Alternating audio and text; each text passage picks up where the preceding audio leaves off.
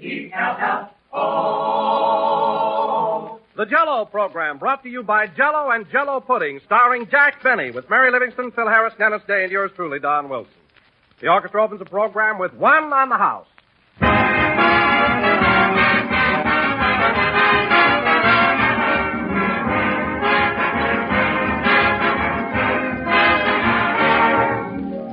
The biggest dessert news in years. That's what folks everywhere are calling Jell-O's new locked-in flavor. Never has Jell-O tasted so rich and delicious. Today, it's even better than ever. And all because of a wonderful new process that locks in all of Jell-O's grand flavor. Keeps it from fading. Keeps it at full strength till the moment you use it. Today, Jell-O's vivid original goodness is locked right into the tiny Jell-O particles, where time can't touch it. It's protected against fading or changing in any way. And it comes out of the package just as rich and full-flavored as it went in. Prove it for yourself. Open a package of Jell-O. Notice that there's no heavy, fruity aroma, no sign of escaping flavor. But when you dissolve the Jell-O, you unlock its captive goodness. And out it pours for your pleasure. So order Jell-O tomorrow. Look for the big red letters on the box. And be sure to get Jell-O. The flavor never goes away. We put it in, and it's there to stay.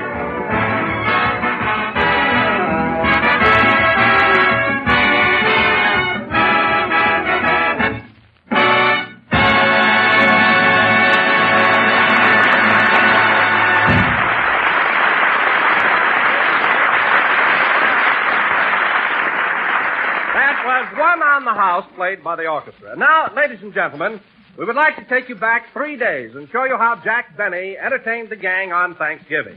The time, 2 p.m. last Thursday. The scene, the kitchen of Jack's home in Beverly Hills, where we find Jack, Mary, and Rochester preparing the dinner. Take it away. Now, what else? Oh, yes. Rochester, hand me those little plates there, will you? Here you are, boss. Let's see. A black one for Phil, a green one for Alice, a black one for Don, a green one for Mrs. Wilson, a black one for Mary. Say, Jack, make mine a green one. I don't like ripe olives.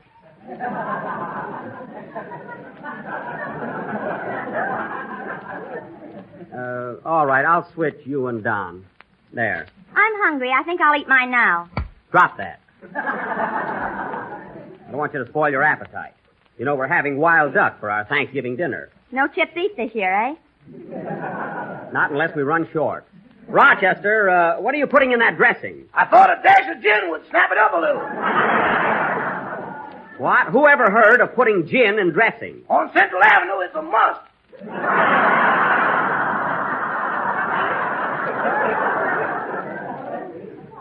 Well, I don't want it in this dressing. And put that gin back in the first aid kit. Oh, Mary, take a look in the oven and see how the ducks are coming along. Okay.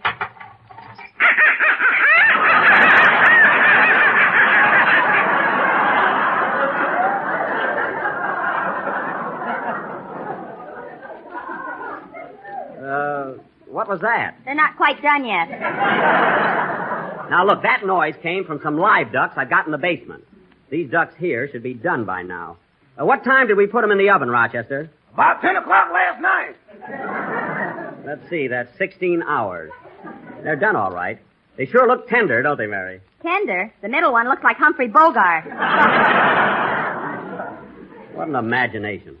Now, Rochester, take each duck and stuff the dressing in it. I ain't gonna touch old Humphrey. Cut that out. Now get busy and stuff those ducks. Okay, where's the shoehorn? You don't need a shoehorn. Now, let's see, a green olive for me, a black one for... Say, Jack, why don't you give those olives a little company and put some celery on the plate? Celery? Okay. Open the icebox and get some. I don't know the combination. It's 45 right, 23 back, and 10 right. That's it. Can I borrow your pencil, boss? Don't bother writing it down. I'm changing it tomorrow. Now, where was I? Oh, yes, a green one for me, a black one for Billy Guest. That must be Dennis. Open the back door for him, Rochester. Yes, sir. Send that kid on an errand. He takes all day. Where'd he go, Jack? Over to Ronald Coleman's to borrow something. You ought to be ashamed of yourself. You're always borrowing from Mr. Coleman. That works both ways, Mary. Within the last year, he's borrowed over a dozen of my best eggs. Your eggs? Yes. His chickens laid him in your garage.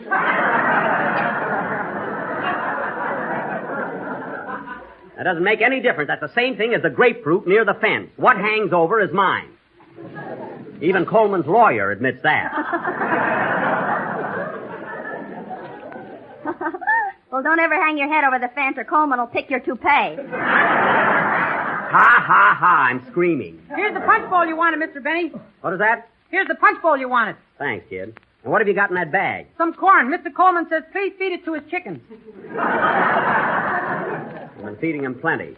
Now, Dennis, the gang will be here pretty soon, so rub some of this burnt cork on your face. Okay. Burnt cork, what's that for? Dennis is going to help serve dinner tonight. It's an emergency. I hired Rochester's brother, and he didn't show up. What happened to him, Rochester? I was wrong, boss. He got 60 days instead of 30. Oh, well, I can use him New Year's Eve. Now, Dennis, Rochester will be busy here in the kitchen, so it'll be your job to... Whoop, there's the front door. Now, here's your chance to practice. See who's at the door, Sylvester. I'm going, Mr. Benny. I'm going.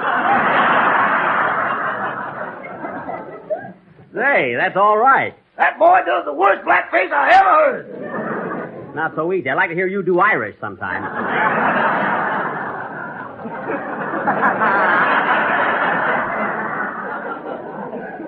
Come on, Mary. We'll sit in the music room until the gang gets here. A jukebox and an old fiddle, and you call it a music room. Don't run down that jukebox, Mary. And incidentally, I wish you'd stop playing it with lifesavers. You got it all sticky. Mr. and Mrs. Wilson are here, Master Colonel Benny. Don't overdo it.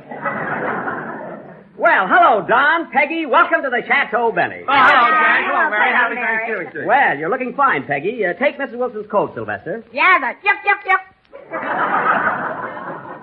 I wish he'd hold it down a little. Well, 2 servants tonight. You're kind of putting on the dog, eh, Jack? Well, it's a big party. Gee, Peggy, I'm sure glad you and Don were able to come to dinner today. Yes, I am, too. Don's been gaining weight again, and I'm so happy he's someplace where he can't overeat.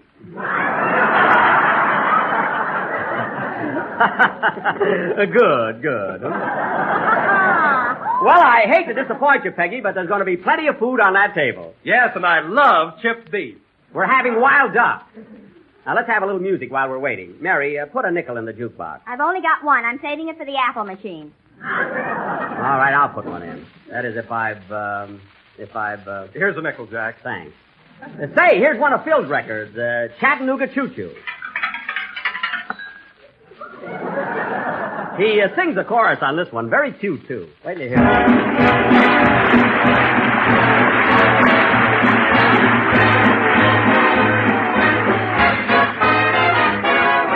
Pardon me, boy. Is that the Chattanooga Choo Choo? Track 29. Then you can give me a shine. I can afford to board a Chattanooga Choo Choo. I've got my fare and just an inkling to spare. You leave old Pennsylvania Station about 3:15. Read the magazine and then you're in Baltimore. Dinner on the diner, nuts and Tootsie Finer. Then to have your ham and eggs in Carolina. When you hear that whistle blow an 8 to the bar, then you know that Tennessee is not very far. Hurry up and coal in, gotta get a rollin'. Hoo-hoo, Chattanooga, there you are.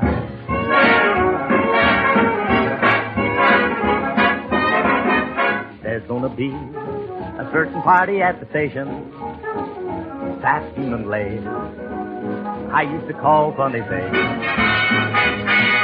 She's gonna cry until I tell her that'll never wrong. Oh, Chattanooga choo-choo, won't you choo-choo me home?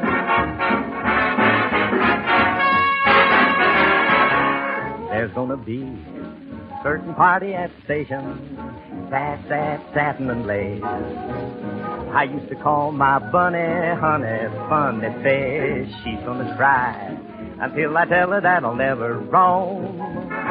So Chattanooga choo-choo, hooey, hooey. Chattanooga choo-choo, hooey, hooey. Chattanooga choo-choo, won't you choo-choo me home?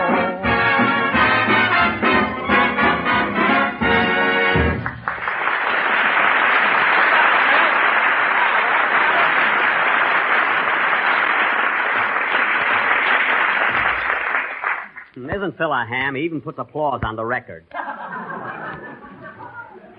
That was a good number, though. Yes, indeed. By the way, Peggy, I don't believe you've been in my music room before, have you? No, I haven't, Jack. And you've got some lovely old pieces here. Who furnished it? Harry's Hop Shop.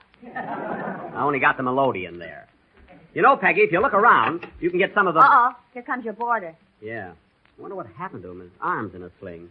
Oh, good afternoon, Mr. Billingsley. Hello, Mr. Benny. Having company for dinner, I see. Yes, yes. The others will be here pretty soon. Won't you have a seat? Oh, thanks. I never touch 'em.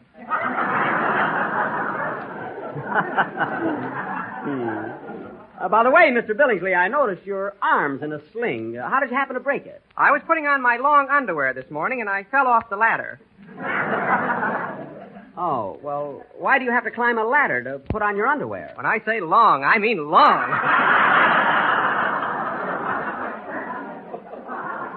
Oh, I see. Won't you join us for dinner, Mr. Billingsley? We're having wild duck. No, I'll have a glass of dressing later. Good night. Getting more eccentric every day. But who else would pay me $800 a week for room and board?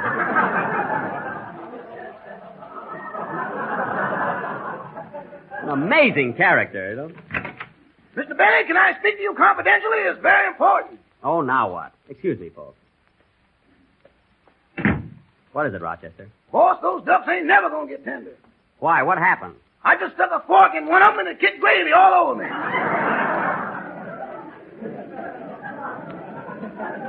Now, that's ridiculous. It probably slid in the pan. That's all. You may be right, boss, but I don't think it would hurt to shoot them just once more.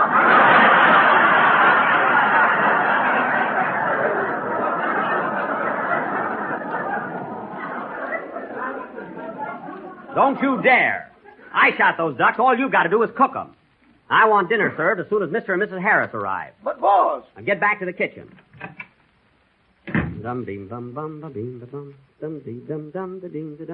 Oh, sorry, folks. What's the matter, Jack? Oh, Rochester's having a little trouble with the ducks. It seems...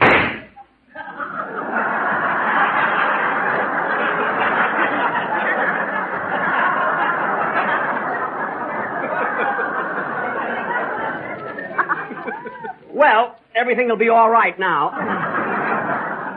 Yes, sir. Jack, what was that noise? It sounded like a gunshot. How do I know? Well, folks, just as soon as There's someone at the door, Sylvester.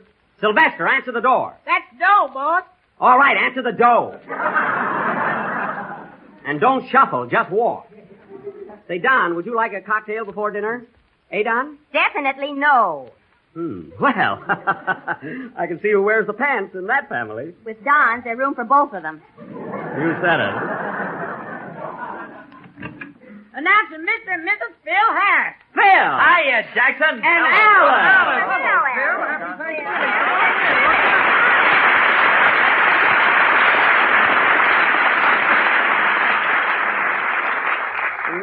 Well, Alice, I'm sure happy you were able to come to dinner. Oh, I wouldn't have missed it for anything, Jackson.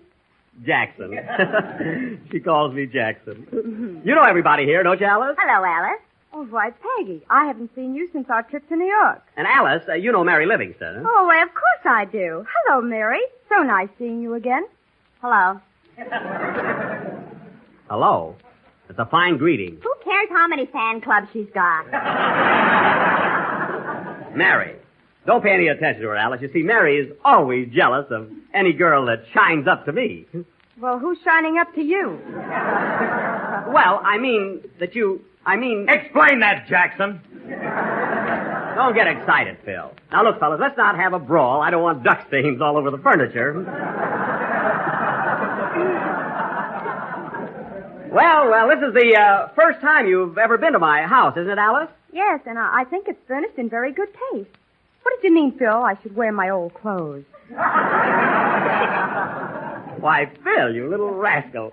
Say, Mary, call up Luella Parsons and tell her Alice Faye is visiting me. She'll never believe it. She will, too. And call Harrison Carroll. Say, Phil, I want to congratulate you on your performance last night in The Courtship of Miles Standish. Yeah, it's the best play our night school ever put on, Don. Oh, yes, Phil, you were excellent as Priscilla. But as long as you were playing the part of a girl, why didn't you shave before you went out on the stage? I didn't want people to think I was on the level. Well, it spoiled it a little for me. By the way, Phil, use the ashtray, Peggy. These rugs are expensive.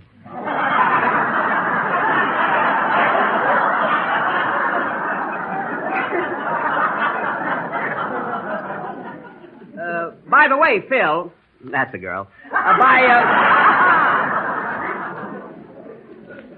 the way, Phil,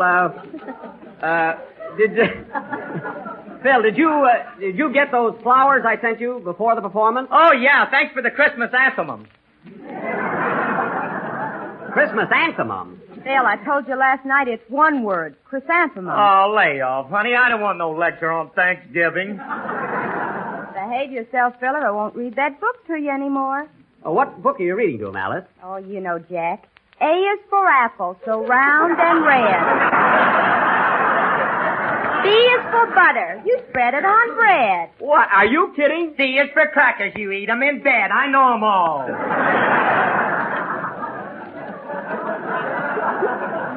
Gee, you'll be up to the Rover boys pretty soon. Well, I don't know about you folks, but I'm going to have a cocktail before dinner. Oh, don't, Jack. You always act so silly. I do not. One cocktail and it's... Look, fellas, I'm a Spanish dancer. Oh. A Spanish dancer? By that time, he's wearing a lampshade.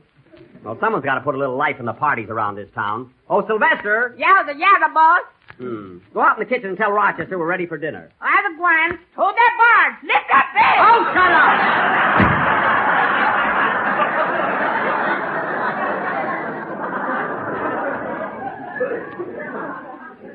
Well, Alice, I hope you're good and hungry. I'm on a diet myself. You see, I have to be on account of the new picture I'm making. I knew he'd get around to that. Quiet. You see, I'm working opposite Carol Lombard, and I must look my best. Well, Jack, I've seen you in pictures before, and as I recall, you always look very nice. Yes, I imagine I do, but of course I look much younger on the screen. Oh, much. Mary. You know, Alice, now that we're both at 20th Century Fox, maybe you and I will be working together soon. Who knows? I think we'd make a swell team. Yes, you with your youth and beauty, and me with my suave, debonair charm. You're right, Phil. He is hammy. You know, Alice, the next time I see Mr. Zanuck... Dinner is served, folks. Walk. Do not run to the dining room. Oh, boy, Now, this way, everybody. That's for Now, me. Don, you take Alice. Phil, you take Peggy. And Mary... Oh, Mary, call up Hedda Hopper and Jimmy Starr and Herb Stein. Tell them that Alice Faye's having dinner with me today. Okay. And call Sidney Skalski, too. Skalski? Yes. Who's going to boost him up to the telephone? He's got a ladder like Billingsley. All right, everybody, grab your seat. And take your time now. There's plenty for all. Come on. We're all ready.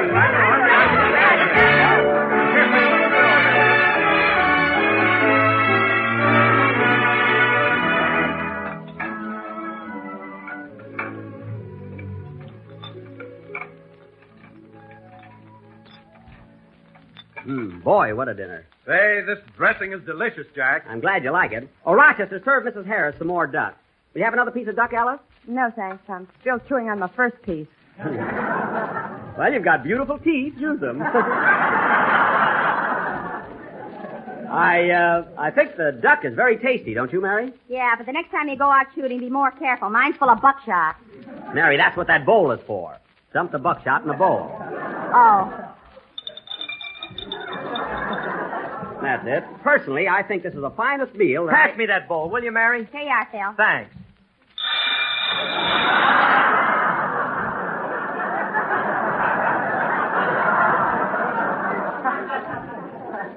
Well, I really banged away at that one, didn't I? But I still say this is a lovely dinner. Yeah, everything from soup to lead. Never mind, and have another cranberry. One cranberry, you're supposed to have cranberry sauce. Well, squash it. Are you helpless?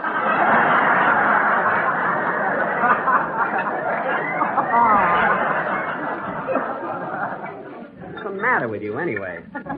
Oh, Rochester. Yes, boss. Bring me a sharper knife. I got Humphrey.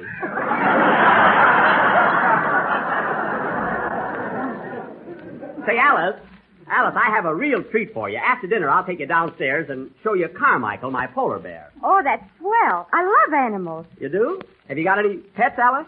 Oh, just Phil, my little reformed wolf. Good.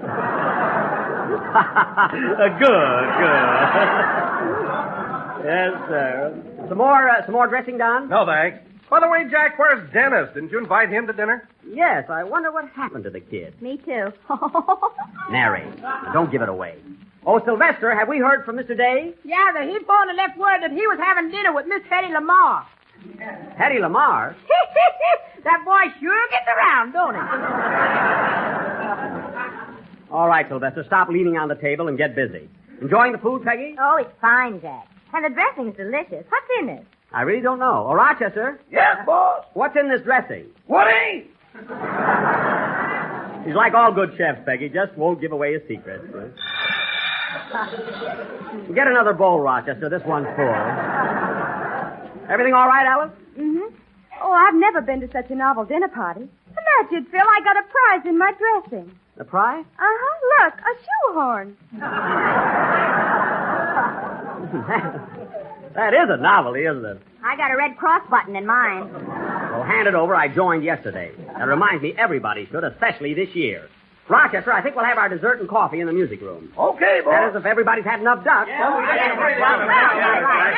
Come on, let's go in the music room. What are we having for dessert, Jack? What do you think? I'll bet $1,000 it's Jell-O with that new locked-in flavor. You win, Don. The flavor never goes away. They put it in and it's there to stay. Say, let's have some entertainment while we're waiting for the coffee. Yeah, what do we do? Well, we can... Oh, I know. Hey, look at me, fellas. Jack, take that bowl of fruit off your head. You don't look anything like Carmen Miranda. Well, somebody's got to entertain. Well, what about Alice singing a song for us? Yeah, what about it, Alice? Come on, Alice. Won't you sing a song? Come on. Come on. You hear that, Alice? Will you sing for us? Wait till I finish chewing this duck, huh? All right. Now, tell you what. If you sing, I'll accompany you on the violin. No, Jackson. No, not that.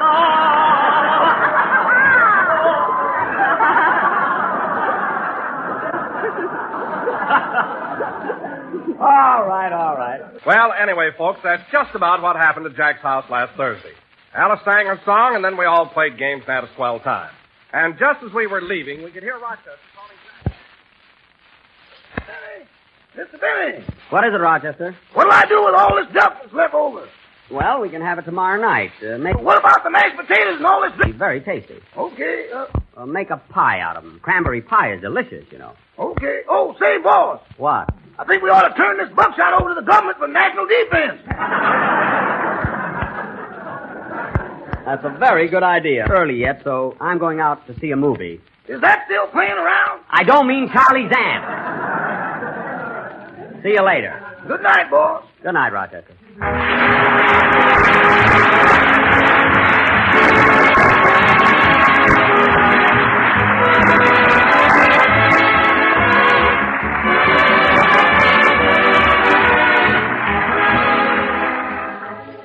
One of Mary Livingston's favorite Jell-O desserts is a swell treat called peach and banana mold.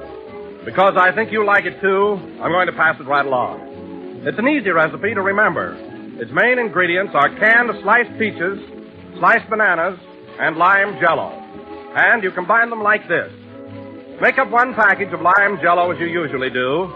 Next, arrange 1/2 cup of canned sliced peaches on the bottom of the mold and pour the Jell-O over them. Then slice 1 banana into the Jell-O and chill until firm. When you unmold it, you'll have a beautiful 3-layer dessert. Golden peach slices on top, sliced bananas embedded on the bottom, and in between them and surrounding them, clear, glistening emerald lime Jell-O. Many grocers are featuring canned sliced peaches and lime Jell-O all next week. Get both and make up this grand treat. Just be sure when you buy to ask for Jell-O, because Jell-O's new locked-in flavor gives you all the flavor, always.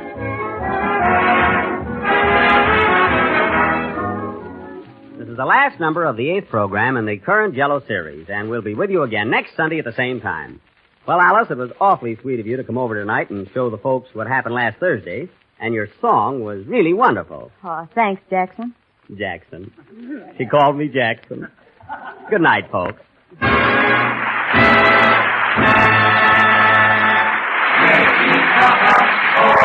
Alice Faye appeared on our program tonight through courtesy of 20th Century Fox Pictures. In gelatin desserts, it's Jell-O. In puddings, it's Jell-O pudding. And every well-stocked pantry should include them both. Jell-O puddings are rich, luscious desserts that you make with milk. And they come in 3 popular flavors: chocolate, vanilla, and butterscotch. Jell-O chocolate pudding is a pudding that even Grandma would be proud to make. It has a smooth, creamy, homemade goodness all its own. A mellow chocolate flavor developed exclusively for Jell-O puddings by the famous Walter Baker chocolate people. Tomorrow when you order Jell-O, ask for Jell-O puddings. They're just like Grandma's, only more so. This is the National Broadcasting Company. KFI, Los Angeles.